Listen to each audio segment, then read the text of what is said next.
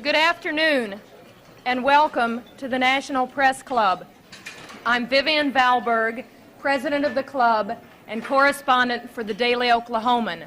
I want to welcome all those National Press Club members and guests who are in our audience today, and also those listening to this luncheon live over the more than 260 stations of the National Public Radio Network. In addition, this luncheon will be carried on a delayed basis by the more than 1,100 cable television stations affiliated with C-SPAN, the Cable Satellite Public Affairs Network. If you have questions for our speaker, and I hope that you will, please write them on the cards which are at your table and send them up to me. I'll ask as many as time permits. You should know that our speaker next Monday will be Senator Robert Dole, chairman of the Senate Finance Committee, and on Thursday our speaker will be Alan Newharth, chairman and president of the Gannett Company, which has just introduced a new national newspaper. Now for the introduction of our distinguished head table guests. If you will withhold your applause until I've finished introducing them all, and if they would stand as I call their names. The Washington Bureau Chief of the Scripps League newspapers who organized today's luncheon, Lee Roderick. The United States Deputy Chief of Protocol, Thomas Nassif. The Minister of Trade of the Philippines, His Excellency Roberto Ungpin. National Editor of Hearst Newspapers, Joseph Kingsbury Smith. The Assistant Secretary of State for East Asian and Pacific Affairs, the Honorable John Holdridge. The Ambassador of the Philippines, His Excellency Benjamin T. Romualdez. Publisher of the Washington Times, Jim Whalen. The Minister of Information of the Philippines, His Excellency Gregoria Sendanya. United Press International Diplomatic Correspondent Jim Anderson. United States Senator from Hawaii, the Honorable Daniel K. Inouye. Prime Minister of the Philippines, His Excellency Cesar Virata. From Crane Communications, the Chairman of the National Press Club Speakers Committee, Stanley Cohen. The Minister of Foreign Affairs of the Philippines, His Excellency Carlos Romulo, I'm sorry.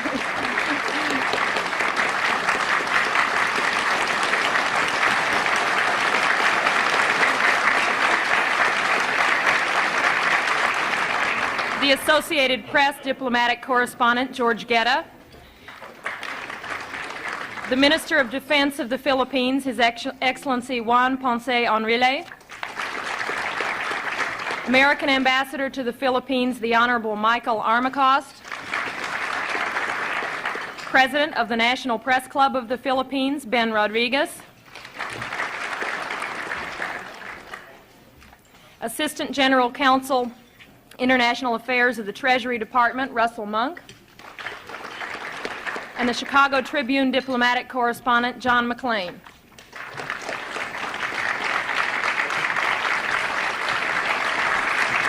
Thank you.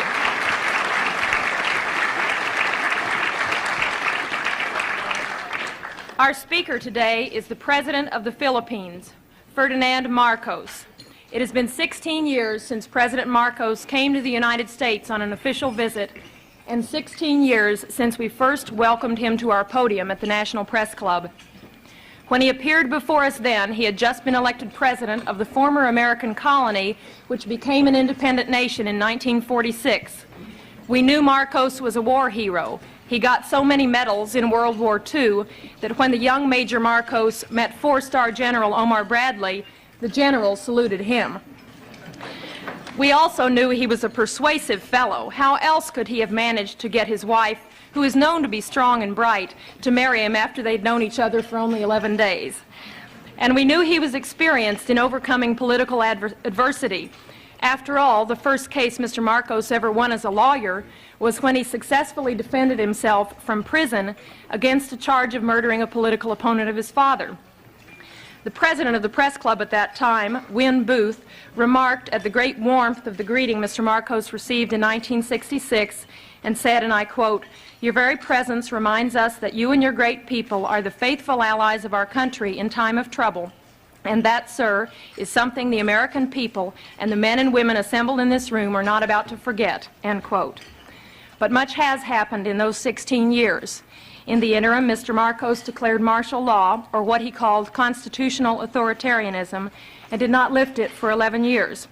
There have been charges of corruption, abuses of human rights, and political repression, and recently the Archbishop of Manila called openly for him to resign. But through it all, Mr. Marcos has remained president, and this week, President Reagan warmly welcomed him, stressing the many common ties between the two countries. The New York Times recently said, quote, "In a country that is deeply sensitive to style, Ferdinand Marcos has it, and it has allowed him to take the sweeping actions that in essence converted the nation from an ill-functioning, raucous but free democracy into his personal fief and seemingly permanent possession," end quote. President Marcos comes to us today as the head of a nation with a long friendship with the United States, a nation considered crucial to America's defense strategies in Asia. We are eager to hear what Mr. Marcos has to say. It's my pleasure to present to you Ferdinand Marcos, President of the Philippines.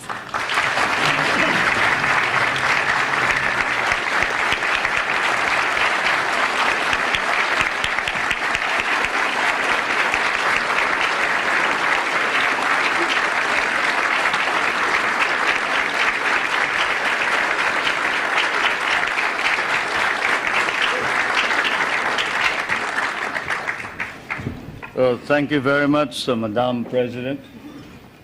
Distinguished guests, my friends.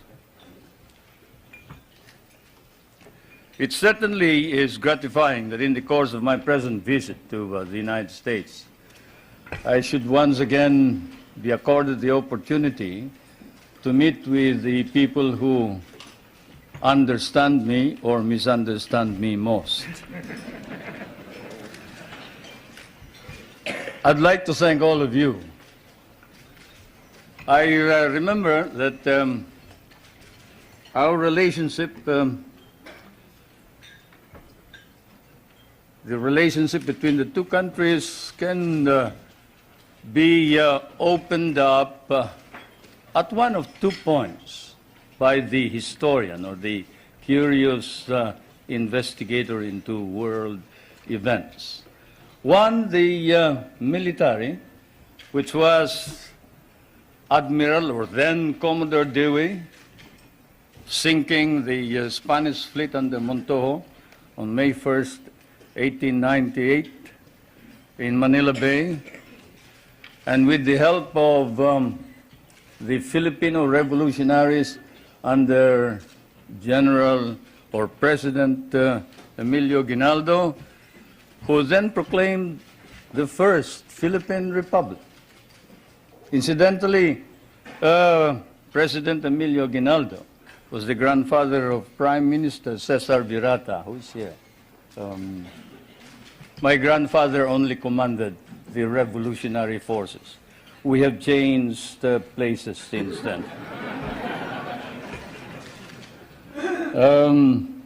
Either that point of entry is chosen or the more sedate commercial one 100 years back.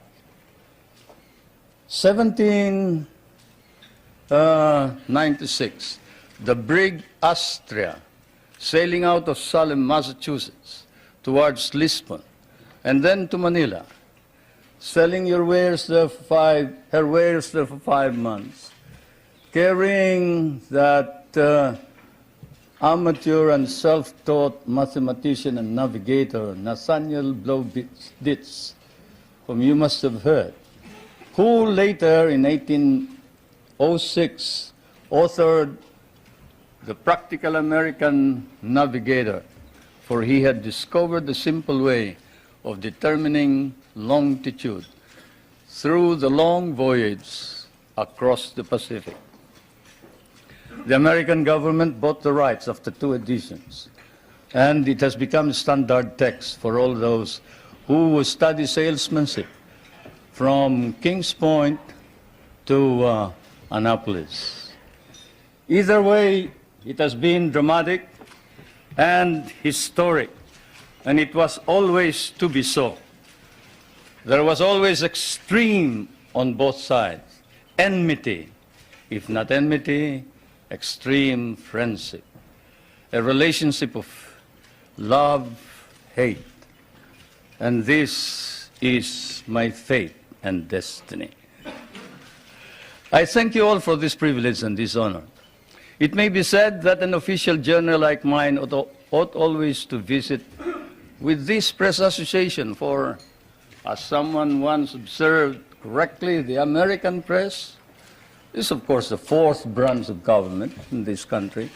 And then also it is well to remember that the so-called solicitude with which Americans regard developments in the Philippines is perhaps nowhere more pronounced than in the devoted reportage by the American press on our country. This keen of the American interest of the American press notwithstanding, there is, I fear, some confusion in this country of what is happening in the Philippines today. It has been one of the shocks I encountered while preparing for my present journey, and also upon arrival here in Washington, to read in one of your outstanding papers a statement to the effect that the Philippines is still under military rule, which it is not, and that there is no civil government. Such misstatements, whether intended or otherwise, conveniently merge with more accurate reporting about the true situation in the country, resulting in much confusion and misimpressions about our country, require clarification. So perhaps I should begin by stating first a few basic facts about our country without too much embroidery. The Philippines is a republican state with a duly elected government at national and community level. We have a national constitution duly drafted by a constitutional convention elected and convened in 1970 and duly ratified by our people in 1973. Under that constitution, ours is a modified form of presidential government with a National Assembly constituted by assemblymen elected by regions in 1978 and a president directly elected by the people in 1981. Legislative power is vested in that National Assembly, while the executive power is vested in the president. And the party in power, the party that won the most number of members in this National Assembly, choose the leader of the legislature, and the leader is the Prime Minister, and he's no other than Prime Minister Cesar Virata.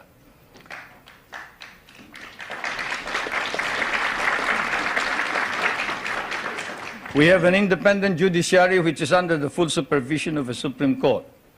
While it is claimed that human rights are not protected by the courts, or that civil rights are not duly enhanced by the Constitution, because there is no way of seeking, say, the remedy of a writ of habeas corpus.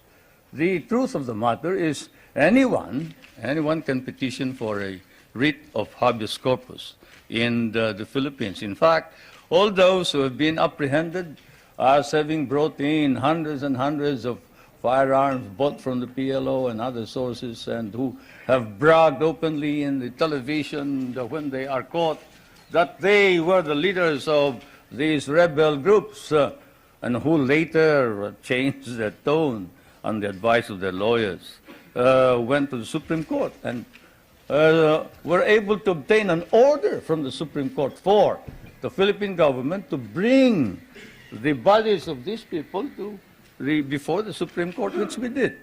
There is not a single man who has filed a petition for a writ of habeas corpus who has not been able to compel the government to bring the body of all those petitioners to the Supreme Court.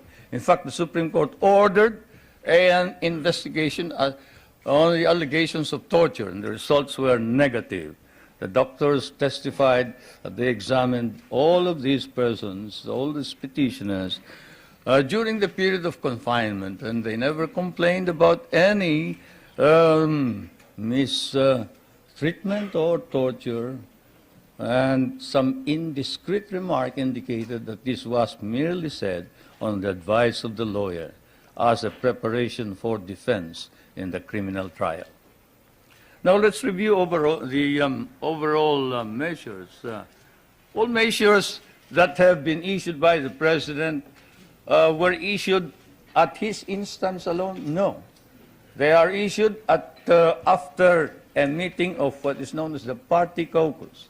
You who have studied constitutional law know that in a modified parliamentary or presidential form of government, the President actually doesn't make the decisions. He may lead the party, and therefore in the caucus, he may exert influence in the caucus, but the caucus decides what is going to happen, what is the policy to be adopted. In fact, our Constitution institutionalizes this procedure and states that the program and policy of government shall be adopted by the cabinet, submitted to the President for approval, but shall be responsible to the members of the National Assembly or the Batasang Pambansa, and for which the Prime Minister must stand.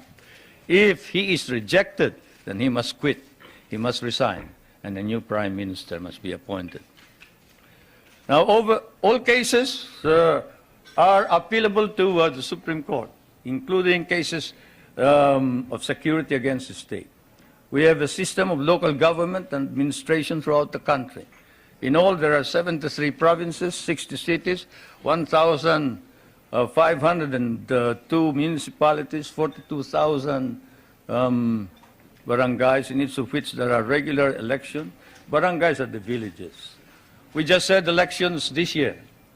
The election for president occurred in 1981. Under the Constitution, the people have a right of recall.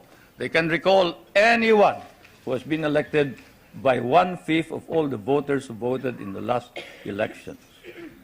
A vote of 1/5 will suffice to call a new election for any given post. Our Constitution likewise provides for a Bill of Rights, which guarantees protection of the political and civil rights of all individuals, regardless of color or creed. Incidentally, that statement allegedly made by Cardinal Sin has been denied by Cardinal Sin. I was surprised that you haven't heard about it. This just goes to prove that there is some time lag when you move towards the West.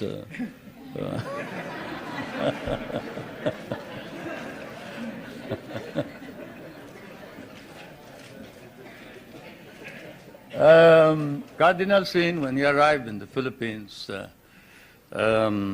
appeared before some of our friends and said, look, there is no quarrel between the church and state, and the church and state are separate. I have no intention of intervening in political affairs. I have not stated that the president should resign. That's his business. That's the business of the people.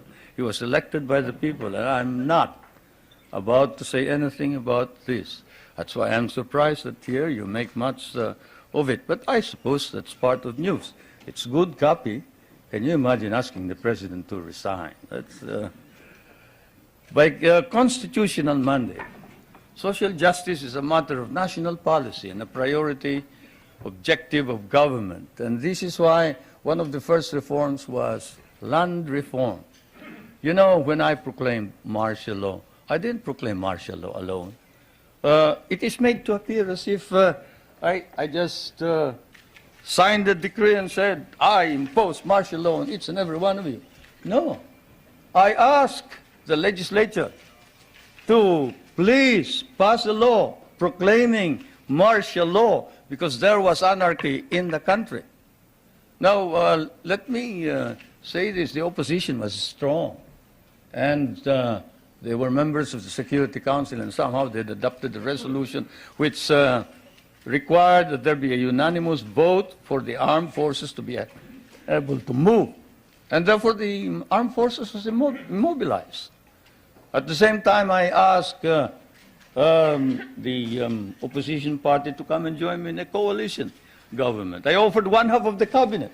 And of course, they laughed at me and said, Why should we join you? We're going to take over the government. By the time you are through with the exercise, you're dead, politically and otherwise. So, and they refused to join me. I asked the advice of the judiciary. I asked the Supreme Court justices, the Court of Appeals justices, and the members of the private sector. And all of them told me there's only one man who can proclaim martial law, and that is the president. And you are it. You are the only one who can proclaim martial law. This is why I must carry this particular mark in our history. I could not have transferred it to the legislature. Why? Because the legislature did not have the power. What does the Constitution provide?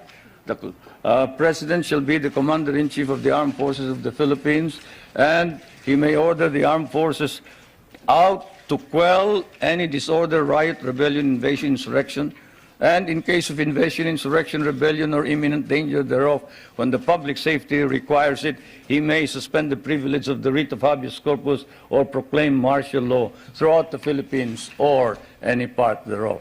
What does that provision provide? It provides that only the President can proclaim martial law. I repeat, that is why I had to assume responsibility. And I am not one for shirking duty. The people said there was necessity for proclaiming martial law. And the people said, you are the only official who can proclaim martial law. So I proclaimed martial law. And I sincerely believed that it was necessary to proclaim martial law to install order and stability, because there was complete anarchy throughout the country at the time. Now, therefore, at that particular period, what was the status of our government? Our government was immobilized, impotent. The armed forces could not move out. The industry was not at all in any way moving. There was no income coming into government. Everybody was running away. They burned the U.S.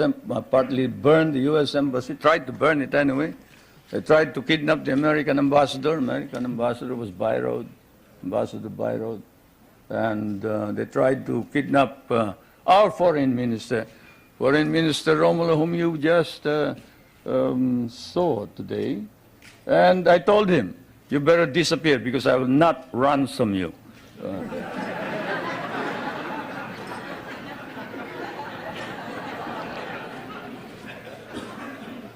But whatever it is, they burned the Manila International Airport, they bombed the Supreme Court, they bombed the Constitutional Convention, they bombed the City Hall, they burned part of Malacanang Palace, they attempted to kidnap my children, they attempted to kill the President 8 times.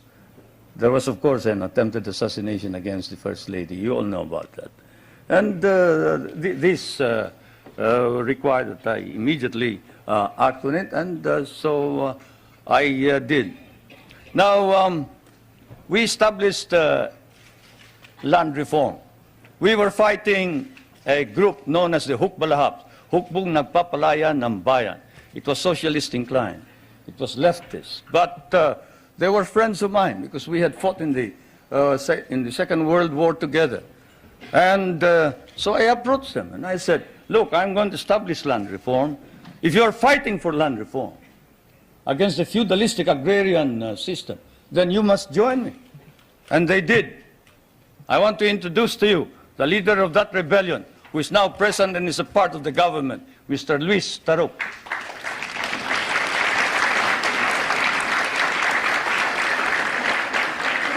He is a member of the National Assembly. The one reason why he ran to the hills, according to him, was he was elected as a member of the old legislature and he was not recognized as such. He and the others.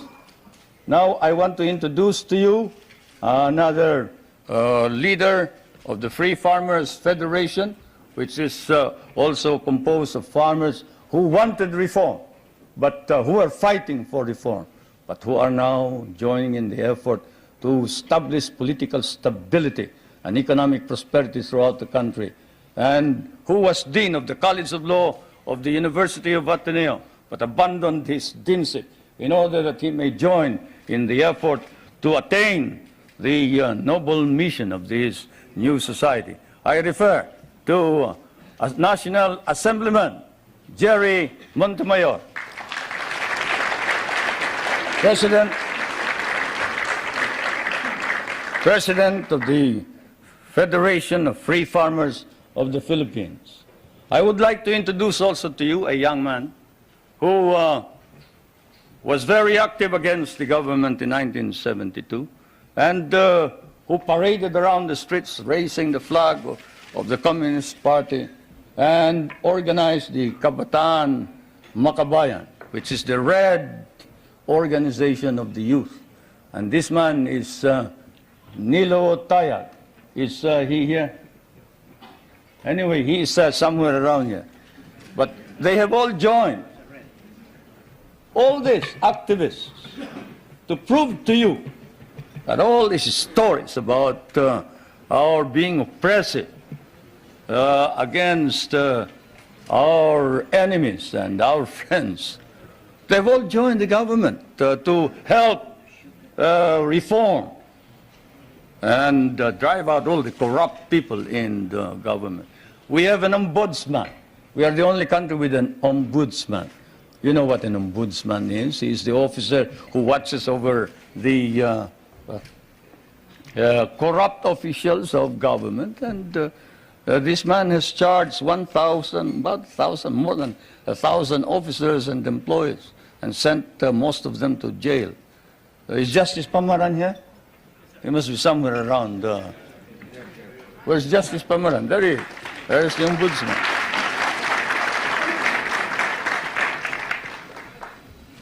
And we have not deprived anybody of private property. On the contrary, while we are a free enterprise society, we have an egalitarian base. We recognize private property, encourage private initiative. And our Constitution explicitly recognizes the importance of developing the national economy and protecting the patrimony of the nation. In line with this, a National Economic and Development Authority has been created for the purpose of planning and coordinating economic development plans. I chair that Economic Development Commission. Now, I did not come all the way here to recite these basic facts to you, but it is best that we wrote this at once they form an important background of understanding the developments in my country. Relations between the United States and the Philippines now span, I'd say 84 years if you mark the Battle of Manila Bay, 184 years perhaps if you mark the brig Salem, from Salem, which when it returned to Salem brought back hides, indigo, lumber, pepper, and paid 24,000 in tariff duties. Many things don't change, not even tariff duties. Anyway, the trade between our countries is covered by a trade agreement. The military and security matters are covered by 3 agreements. Those agreements are, and I will now ask our friends in my staff to distribute these agreements to you, or as many as can receive them. These agreements are the Mutual Defense Pact, the Military Assistance Agreement, and the Military Facilities Agreement, which is due for review this coming year. President Reagan and I have agreed with the members of our cabinet that the review will start in April, probably we'll finish it by August. Through it all, our relationships develop in a way unique to nations so disparate in size and circumstances and so distant from each other. The direction which American colonization took in the Philippines in the political, economic, and military, cultural spheres were such that for us, relations with the United States would remain crucial for a while. It is said that language is the greatest conveyor of culture. If that be so, if that wise man who said that is right, then your language has certainly conveyed to my country your culture. And this is why the relationship between our countries is something undefined. Our interests may have diverged in the period after our recovery of national independence in 1946, but this relationship has endured. And the question that is often asked is, does the Republic of the Philippines differ from the American Republic? Yes and no. It doesn't differ in the sense that it is democratic, but it differs in the sense that we have a prime minister, and in the sense that we try and make the legislature and the president or the executive work together. We cannot afford any stalemates. We cannot afford any delays. It is a modified presidential form of government, while yours is a complete and pure presidential form of government.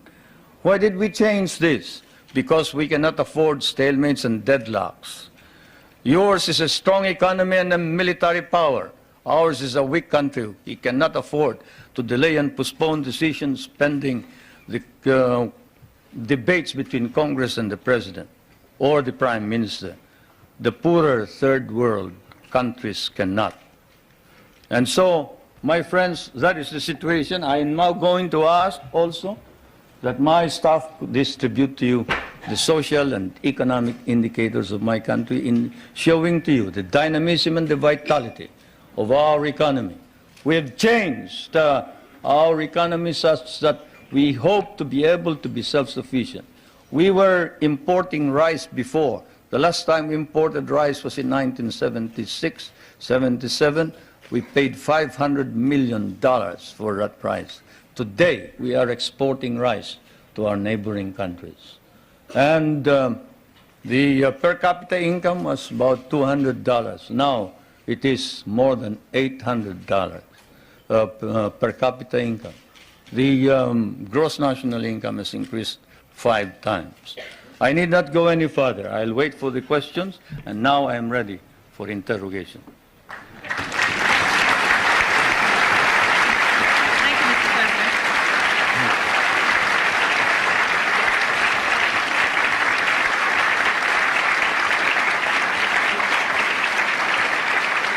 Thank you, Mr. President. Please give us details on your meeting with President Reagan. Did you seek any firm commitments? Did you get them? Well, a firm commitment as to when we are going to review the basis, yes. A firm commitment that a mechanism be set for the study of our economic problems, yes. Because, as you know, the reason we have a deficit in our balance of payments is the commodity prices went down because of your domestic deflationary policies, your interest rates. But all of this can be worked out, and so it has been agreed. Secretary Reagan of the Treasury is going to meet with our foreign minister, who is also prime minister, regularly. The next meeting is next November, I think. So we have worked that out. The national security matters will be worked out by the defense minister. The 2 defense ministers are also meeting in November. Those are the specific ones. We have also entered into a tax agreement and air agreement. This afternoon, tomorrow, there will be some kind of agricultural agreement. As you know, we have one of the most modern and biggest concentration of agricultural and natural scientists in Asia. This is in Los Baños, the University of the Philippines. And we have biogenetics, we have plant engineering, we have, name it. You remember that the International Rice and Research Institute is based there, and that it was the one that produced the new type of rice which produced the rice green revolution. And we help your scientists produce the corn that can fight mildew. When your scientists could not produce it, we did. That center is going to be developed. We are also hoping to be able to exchange technology on non-conventional energy and other matters. It has been reported that your government will seek $2 billion in rent from the U.S. for the Philippine bases. Is this an accurate report? No, it is not. We have never talked about figures. Louder and clearer. We can understand the question. The question was, is it correct that we have demanded $2 billion in the rent? The answer is no. We haven't quoted any figure. What we have asked is this. We want a study. What is it that is necessary in order that we can perform our job? You and I know that if the Philippines is attacked, the United States is not necessarily bound to immediately react because the provision of the Mutual Defense Pact is that you will immediately take steps as is necessary to meet the contingency in accordance with your constitutional processes. What does that mean? That means that you go to the Senate and the House of Representatives. What does that mean? That means delay while we are dying there.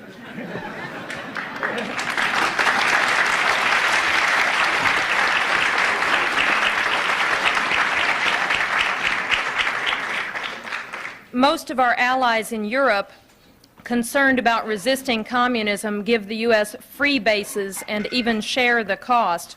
Why shouldn't we expect the same kind of cooperation from the Philippines instead of demands for more rent? Well, for one thing, you haven't exactly paid for what we lost in the last war. If we must make an accounting, 75% of our cities were devastated in the last war. We lost 1 million men. Shall I quote you the statements of Roosevelt and MacArthur that every Carabao will be paid for? Shall I tell you that the veterans who were inducted into the USAF, the United States Armed Forces of the Philippines, of the Far East, your armed forces, were paid only 1/2 the salary of your soldiers? Shall I tell you that we almost turned communists because you refused to recognize us? Shall I tell you that I had a difficult time stopping my guerrillas, 25,000 of them from joining the communists, because precisely you sort of forgot that we had done the fighting for you, you know, and we were parts of your armed forces. But in fairness to the American Congress, when we came here and we called attention to the fact that we had been abandoned and forgotten, they themselves, in outrage, immediately passed a law recognizing the services of the Filipinos and reinstating them as parts of the United States Armed Forces in the Far East, including back pay and benefits. That, Madam President, is the answer, in addition to the fact that those people that you are talking about have been making money at the expense of the United States for quite a long time, while we have not.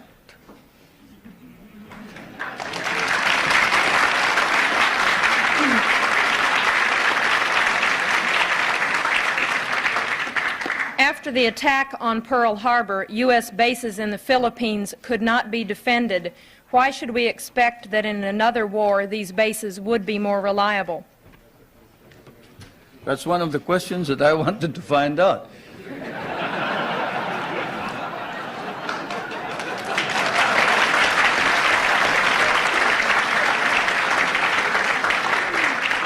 If you're going to run out on us anyway, you better let us know now.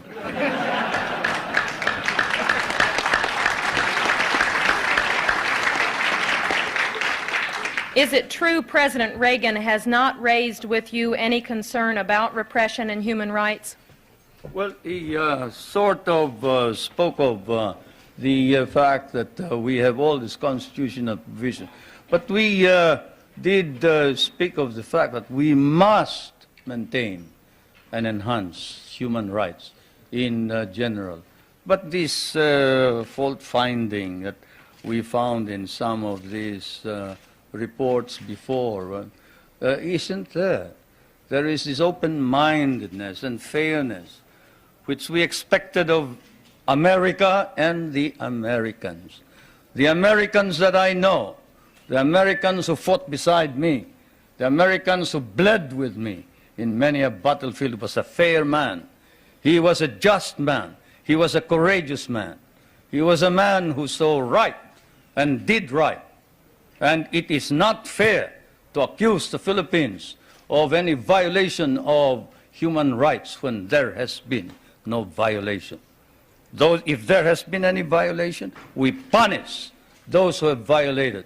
And I now ask that this particular writing of one of the most celebrated figures, who claims to have, at the beginning of the campaign against my government, claims to have been maltreated by some of the military men, now reports exactly what happened.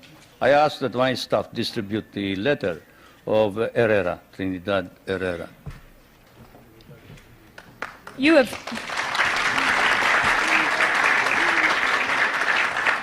have indicated that the allegations about political repression and human rights are overblown.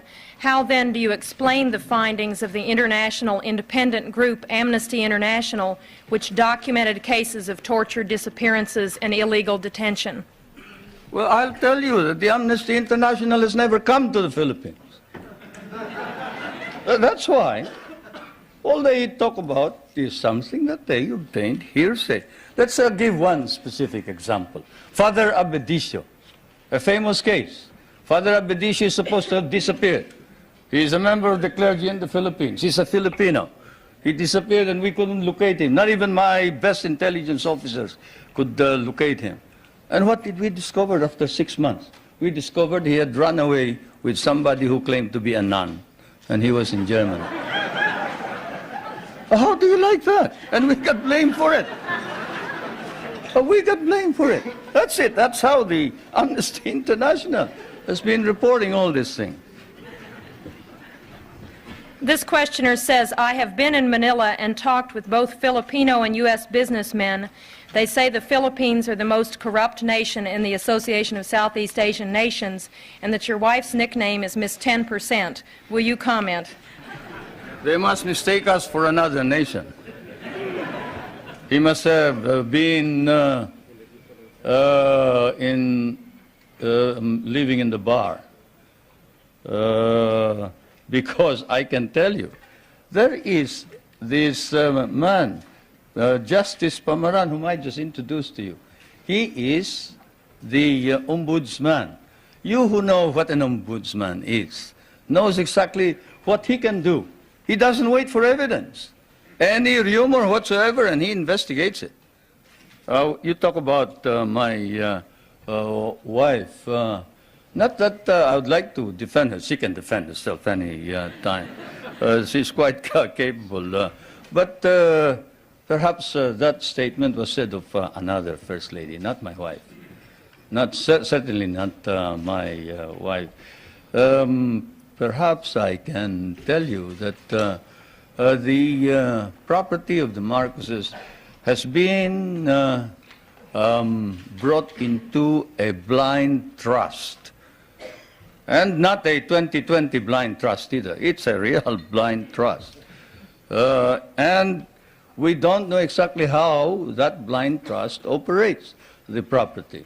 The only property that we have control of are two or three houses, one in the province of Ilocos Norte, no, two.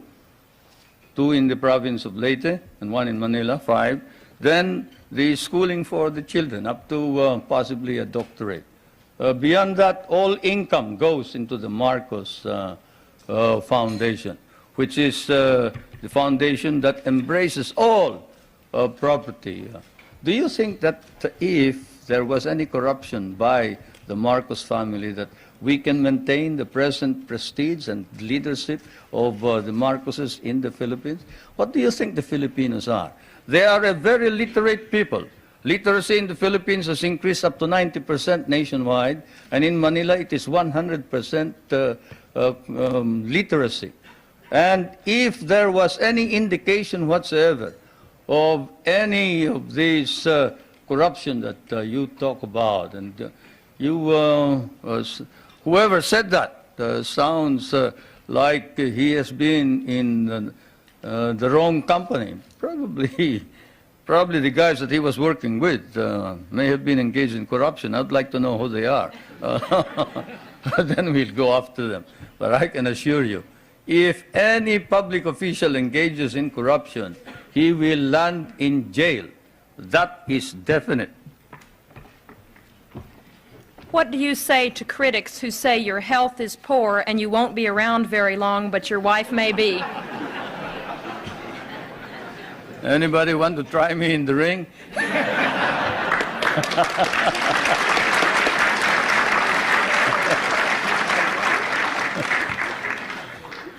Yeah, that's ridiculous. I refuse to answer questions like that.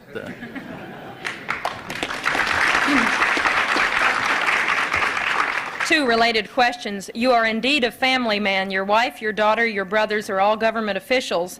Do you think the next president of your country will be a Marcos, and would you like for your wife to succeed you as president? No, no. The problem here, of course, is that one, you do not understand the Philippine politics. You see, first of all, my brother, did you say my brother was governor? Government officials. My brother volunteered his services for Medicare. Did you want him to withdraw his voluntary services as a medical officer? He is serving our country practically free, abandoned a very profitable medical career in order to serve what we have as Medicare, which is your Medicaid, no? Yes. He is not a government official by any means. This is a voluntary organization. My wife was elected. He was elected because the candidates wanted to include him, to include her. They wanted somebody to carry them. Minister Romulo will tell you that without the support of the governor, who happens to be well liked by the people of Manila, they probably wouldn't have won in the last elections. It's just a matter of helping out in the political campaign. My daughter is the voluntary head of a group of village leaders. That is not a political organization. That's not a government organization. This is an association of young kids who are organized in order that they can help each other. Kabataan Barangay. And I am surprised that you hold it against these young kids, that they get together so they can play football, they can encourage sports, they can encourage people, the young kids from going into drugs. Don't you think that you should also organize something here in the United States and get somebody to stop the young kids from going into drugs and instead go into sports? Well, that's what they're doing. Now, with respect to the other officials, the question, of course, doesn't specify. Let me put it this way. As I told you, our government is a caucus government, consensus. When the consensus of the party demanded that I appoint the First Lady as a member of the Executive Committee, I had an agreement with them, and that is that she would not become President or Prime Minister. At the beginning, even Prime Minister Cesar Virata was for the First Lady becoming Prime Minister.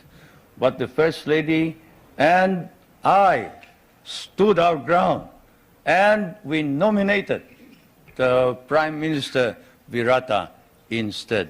Now, is that the action of anybody who is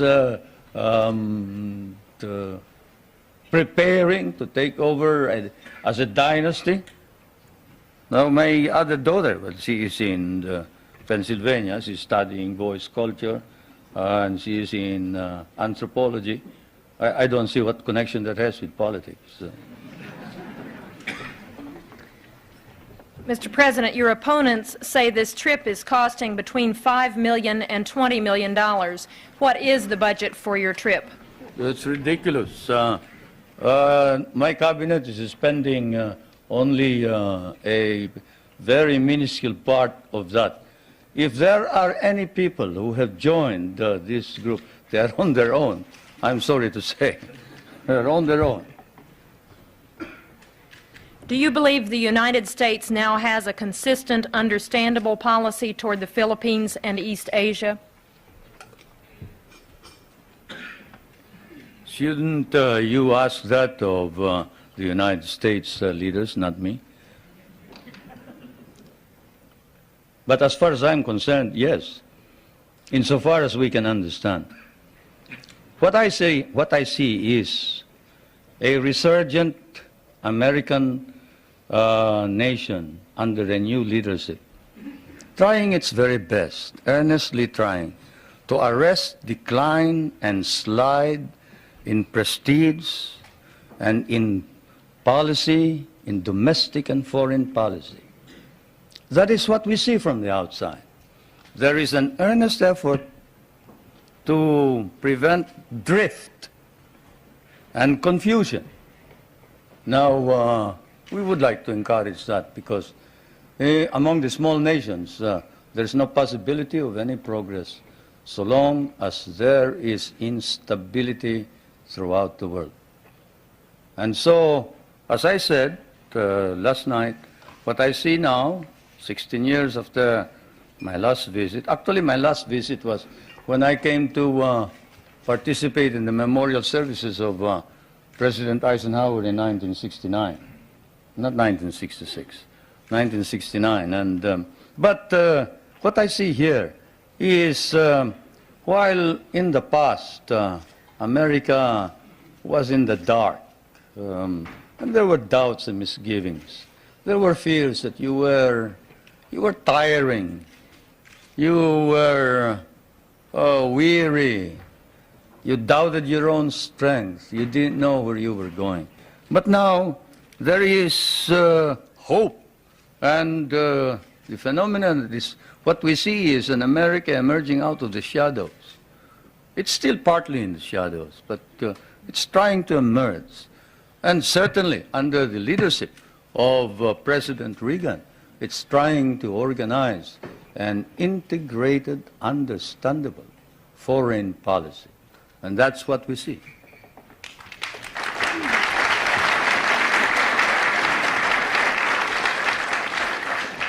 There is widespread malnutrition in the Philippines, and only 1/3 of your labor force has regular employment. Given this, how do you justify the prosperity in which you, your family, and friends live? You must like us, the way you ask those questions.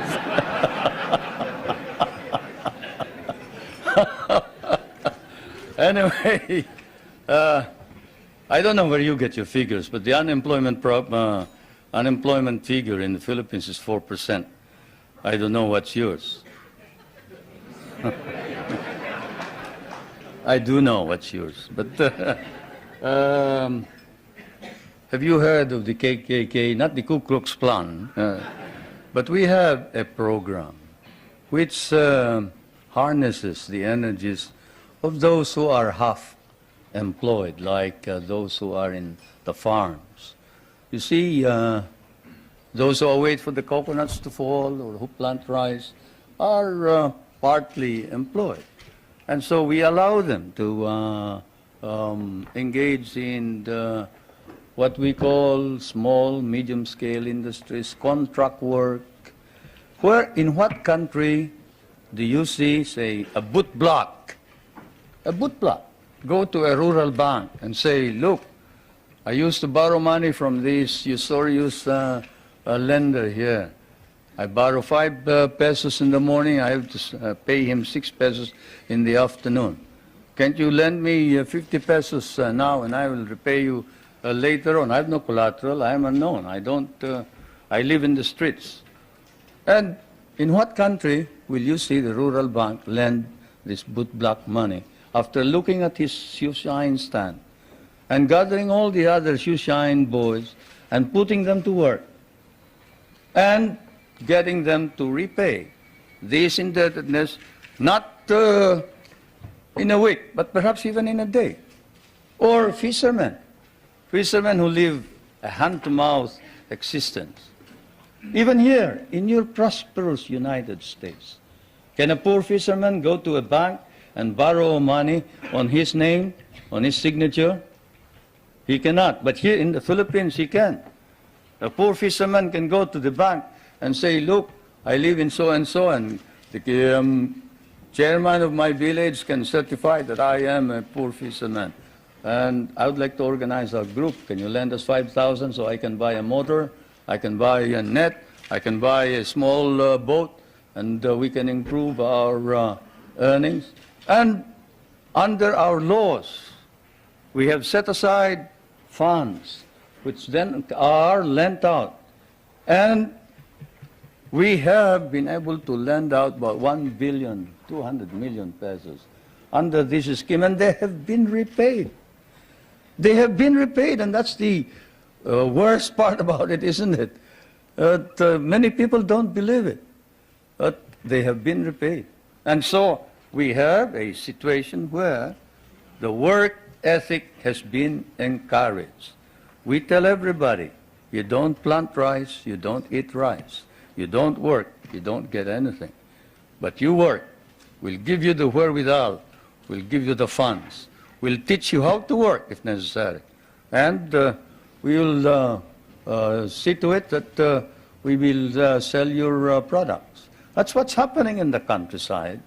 Not all this talk about corruption and this ridiculous statements about people in government enriching themselves.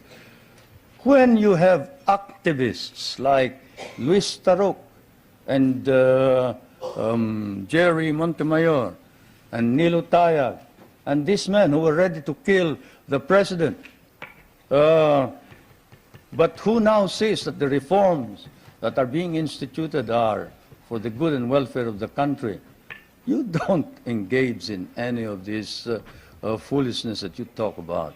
No, everybody is sincere and earnest about making our democracy work.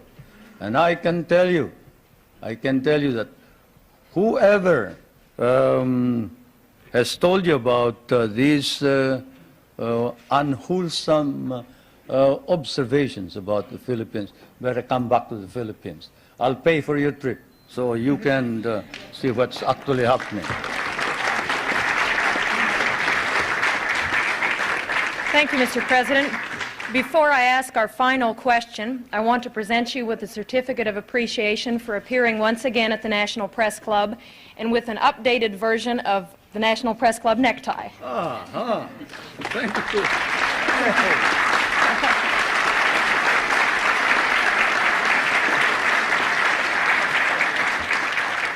And now our last question. Is it really true, as your biography states, that you were born in a thunderstorm? How should I know? But my mother says so, yes.